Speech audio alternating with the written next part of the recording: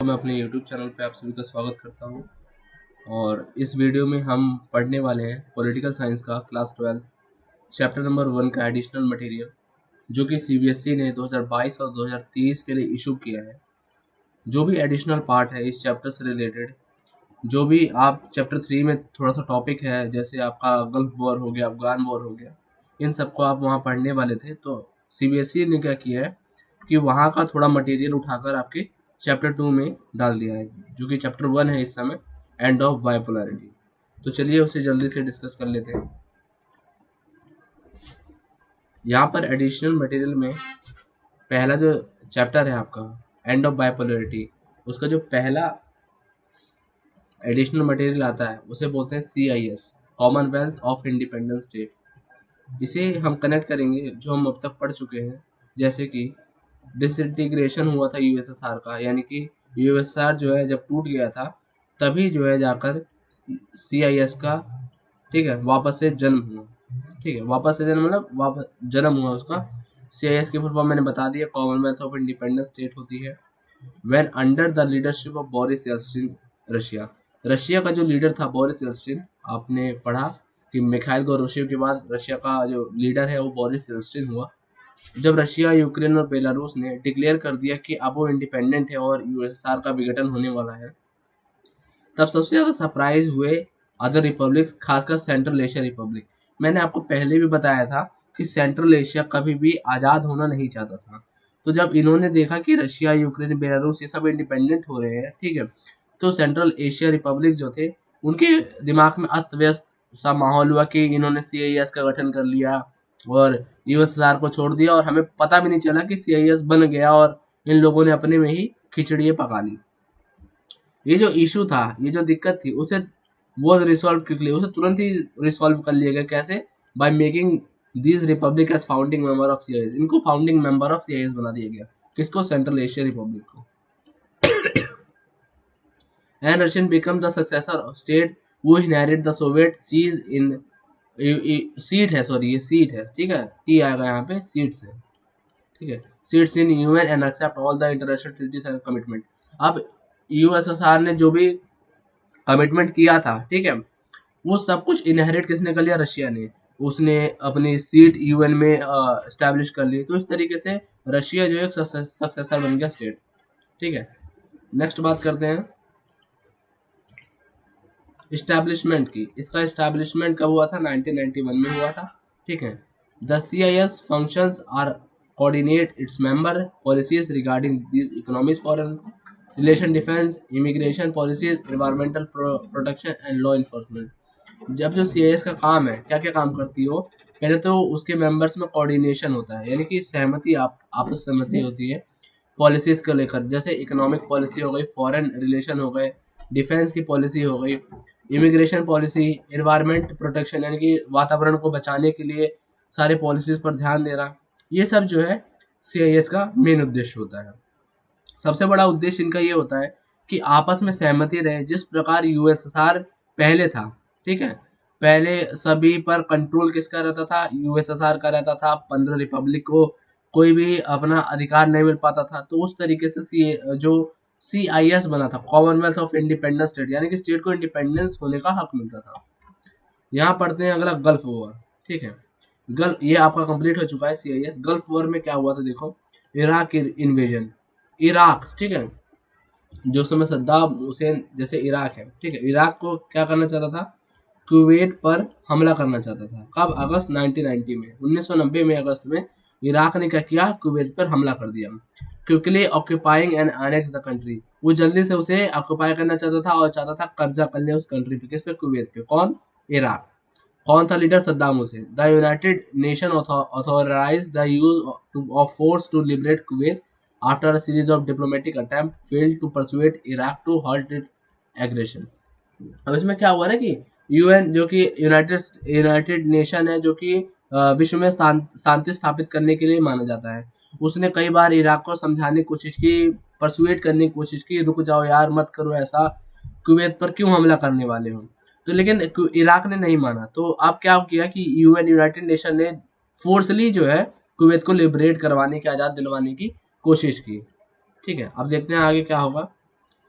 This was a difficult decision to make after a year of deadlock during the Cold War. The emergence of a new world order was launched by US President George W. Bush. अब यहाँ पे ये ना difficult decision था बहुत ज़्यादा, क्योंकि cold war का एक तरीके से डेडलॉक ईयर था, कोल्ड वॉर खत्म होने वाला था, कई सारी कंट्रीज अलग अलग हो रही थी, उसमें इमरजेंस किस चीज़ का हो रहा था, न्यू वर्ल्ड ऑर्डर, एक नई जो विदेश की जो अलग व्यवस्था थी वो एक नई चरण पर जा रही थी। उस पर यूएस प्रेसिडेंट जो उस समय थे जॉर्ज H. W. बुश, ठीक है, उन्होंने लॉन्च किया क्या चीज कि इराक इन्वेजन। देखो मेनली जो है ना यूएन, तो देखो यूएन एक तरीके की उस समय जब यूएस हेजेमनी थी, यूएस की पूरी तरीके से वर्चस्व था, तो आप ये कह सकते हो कि यूनाइटेड नेशन सिर्फ हाथ की कठपुतली थी, किसके, अमेरिका की। तो देखते हैं फर्स्ट गल्फ वॉर में क्या हुआ। A massive collision force of 6,60,000 troops and 34 countries fought and defeat Iraq in what become the first gulf war.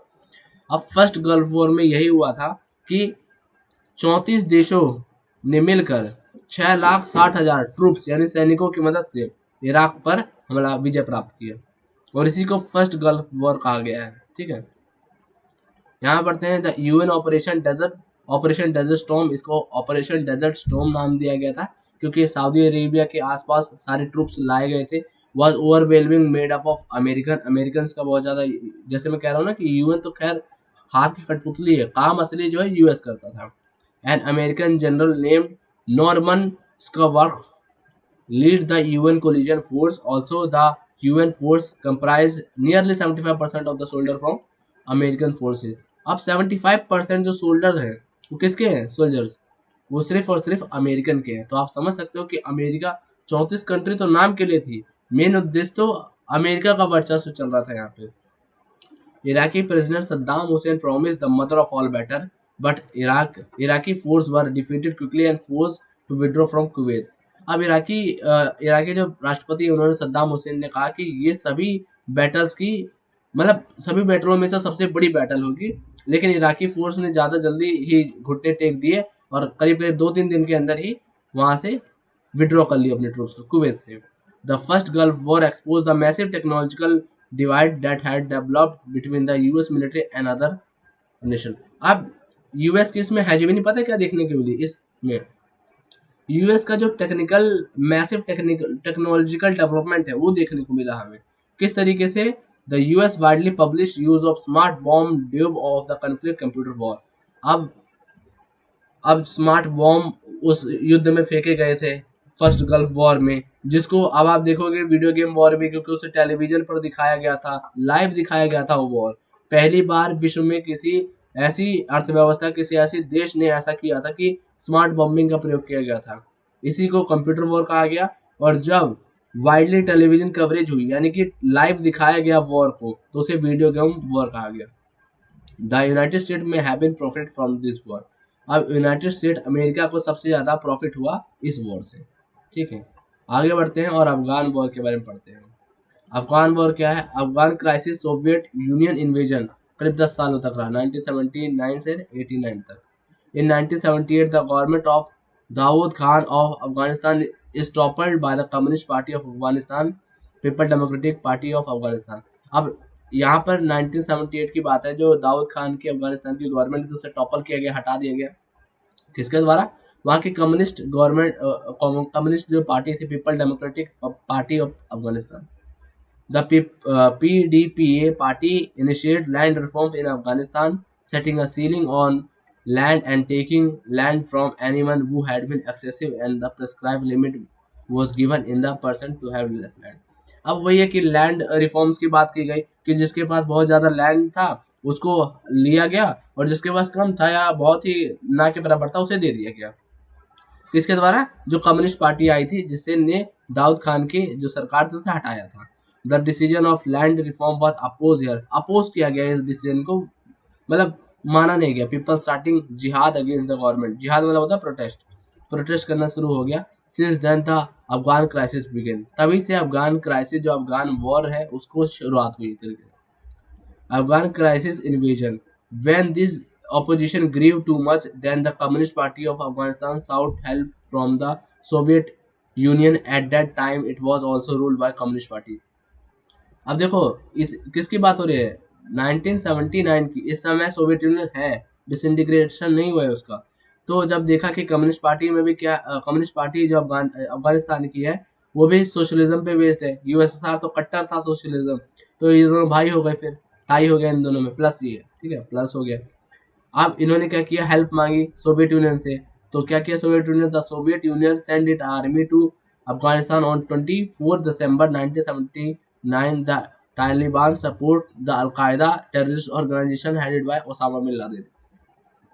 अब क्या हुआ, ओसामा बिन लादेन जिसकी तालिबान जो सपोर्ट करता था अलकायदा का टेररिस्ट ऑर्गेनाइजेशन है, उसका हेड कौन था, ओसामा बिन लादेन। वो भी अफगानिस्तान क्राइसिस में इन्वॉल्व था, ठीक है। और सोवियत यूनियन ने अपनी आर्मी कब भेजी थी, 24 दिसंबर 1979 को, ठीक है। In 1998 the US embassy in Kenya and Tanzania were attacked. अब यूएस एम्बेसी के ऊपर अटैक हुआ, कहाँ कहाँ, तंजानिया और जो केन्या थी, केन्या और तंजानिया में यूएस एम्बेसी पर हमला हुआ 1998 में। US led al Qaeda responsible for this attack. US ने क्या किया कि अलकायदा को रिस्पॉन्सिबल ठहराया इस सब अटैक के लिए। And US launch operation infinity research against the al Qaeda in which missile was attacked on Afghanistan. मिसाइलें दागी गई अफगानिस्तान के ऊपर। यूएस ने लॉन्च किया अपना ऑपरेशन इन्फिनिटी रीच, ठीक है, किसके अगेंस्ट, अलकायदा के अगेंस्ट, ठीक है। आगे बढ़ते हैं। After the 9/11 attack when US military launch operation enduring freedom to take action against al Qaeda and Taliban. अब 9/11 का जो हमला है, ठीक है, 9/11 का हमला ये था कि वर्ल्ड ट्रेड जो सेंटर है जो अमेरिका का है उस पर अलकायदा के जो ग्रुप थे, Taliban group, Osama bin Laden जो लेड करते थे उस समय ये टेररिस्ट ऑर्गेनाइजेशन, उन्होंने 4 जो है हवाई जहाज कह सकते हो, एयरक्राफ्ट कह सकते हो, उसे वर्ल्ड ट्रेड सेंटर के अंदर आर पार कर दिया। तो वो अटैक हुआ 9/11 हमले की वजह से, ठीक है। 9 सितंबर 11 में अटैक हुआ था, इसलिए इसे 9/11 कहा जाता है। तो यूएस मिलिट्री ने क्या एक्शन लिया कि ऑपरेशन इंड्यूरिंग फ्रीडम लॉन्च किया, किसके अगेंस्ट, तालिबान जो टेररिस्ट ऑर्गेनाइजेशन थी। It resulted in the fall of the Taliban government in Afghanistan in December 2001 में तालिबान की जो सरकार थी वो पूरी तरीके से नस्तनाबूद हो गई। And the Afghanistan crisis 1979 to 89 ended. और इसी तरीके से जो अफगानिस्तान का जो क्राइसिस था वो खत्म हुआ। ये हमारा लास्ट टॉपिक है अब इस वीडियो का, अरब स्प्रिंग, इसके बारे में देख लेते हैं। देखो ये अरब कंट्रीज हैं, ठीक है, सऊदी अरब हो गया, ट्यूनीशिया हो गया, लीबिया हो गया, इजिप्ट हो गया, जो नॉर्थ का जो अफ्रीका का पार्ट होता है, और ये जो है ना अरब पार्ट, इन सबको क्या कहते हैं, अरब कंट्रीज कहा जाता है, ठीक है। अब यहाँ पर आगे बढ़ते हैं, ये तो मैप मैंने बता दिया। अब अरब स्प्रिंग था क्या, basically Arab Spring were pro-democracy protest and uprising that took place in Middle East, North Africa beginning in 2010-2011। 2010 और 11 की में अरब कंट्रीज में प्रो डेमोक्रेटिक प्रोटेस्ट होने लगे, यानी कि लोकतंत्र के लिए बहुत ज़्यादा प्रोटेस्ट होने लगे, कहाँ मिडल ईस्ट में और नॉर्थ अफ्रीका में। Challenging some of the region in entrenched authorize regime. अब कई क्या आप देखोगे कि अरब कंट्रीज में तो ऑलमोस्ट 99% क्या है, डिक्टेटरशिप है। तो जो अथॉरिटेरियन रिजिम था ना उसके खिलाफ चैलेंज किया गया, यानी प्रोटेस्ट किया गया। The wave began when protests in Tunisia and Egypt toppled their regime in quick succession, inspired similar attempt in the Arab countries। सबसे पहला अटेम्प्ट कहाँ हुआ था, टूनेशिया में हुआ था, और इजिप्ट में जब उन्होंने इस रिज्यूम को टॉपल कर दिया, यानी हरा दिया, जो भी वहाँ के जो सक्सेसर थे, जैसे आप देखोगे होसनी मुबारक जो इजिप्ट के थे उनको हराया गया। फिर यहाँ पे आप यहाँ पे आप और भी चीज़ें देखोगे, टूनेशिया के अंदर अब्राहम बिल एल करके है कुछ नाम इनका, तो उनको भी टॉपल किया गया था। तो इस तरीके से इंस्पायर होकर और भी अरब कंट्री में प्रोटेस्ट होने शुरू हो गए। तो the first democratisation took place in central Tunisia in December 2010, catalyzed for the self-immolation of Mohamed Bouazizi, a 26 years old street vendor protesting his treatment by local official। पहला काम हुआ था, जैसे मैंने बताया, टूनेशिया में दिसंबर 2010 में। क्यों हुआ था, क्योंकि मोहम्मद बौजिजी ने सेल्फ इमोलेशन किया था, यानी खुद को ही आग लगा ली थी, खुद को ही पीड़ा दी थी और डेथ हो गया था उनका।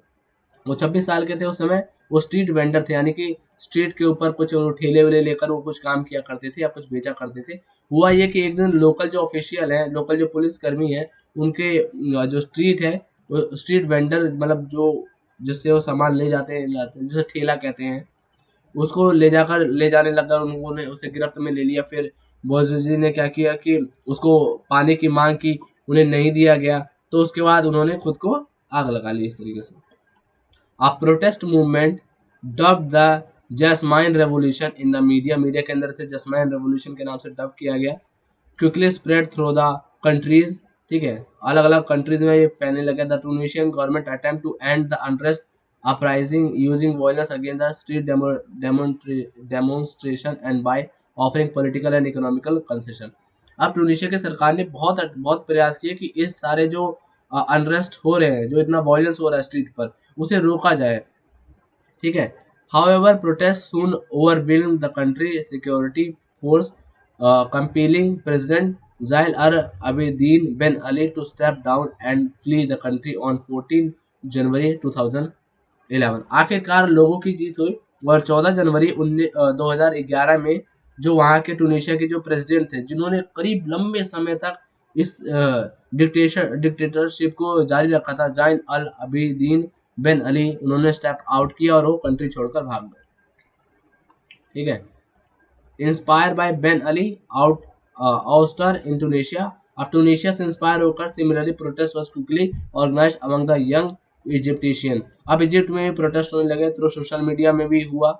इसे वेल गोनिम कहा गया। Bring out massive crowd across Egypt on 25 जनवरी। अब 25 जनवरी, ठीक, अगले दिन बाद कि इजिप्ट में प्रोटेस्ट होने लग गए। The Egyptian government also try to and fail to control the protest by offering concession while cracking down violent against protester. अब उन्होंने भी यही कोशिश की इजिप्ट के जो गवर्नमेंट थे कि रोका जाए, बट उन्होंने नहीं माना, लोगों ने नहीं माना, और वही हुआ जो टूनिशिया के साथ हुआ था, टूनिशियन गवर्नमेंट के साथ। होसनी मुबारक, पूरा नाम मुबारक, यहाँ पे पूरा नाम मुबारक नहीं दिया हुआ, मतलब होसनी मुबारक है। उन्होंने अपना ऑफिस छोड़ा कब? फरवरी 11 में, आफ्टर नियरली 30 ईयर्स। 30 सालों तक वो अपनी अथॉरिटी चलाते रहे और आखिरकार 11 फरवरी को उन्होंने अपना इस्तीफा दे दिया। तो ये थी आज की वीडियो, इसमें हमने सारा एडिशनल मटेरियल कवर कर लिया है। आपका जो एंड ऑफ बाइपोलैरिटी है वो पूरी तरीके से कंप्लीट हो चुका है, ठीक है। अब अगला चैप्टर जो है हमारा न्यू सेंटर ऑफ पावर्स, उसका पॉलिटिकल साइंस की वीडियो लेके मैं बहुत जल्द हाजिर हूँ आप सभी के सामने। मेरी वीडियो देखने के लिए आप सभी का बहुत बहुत धन्यवाद। चैनल को सब्सक्राइब, लाइक और शेयर जरूर करें। Thank you very much.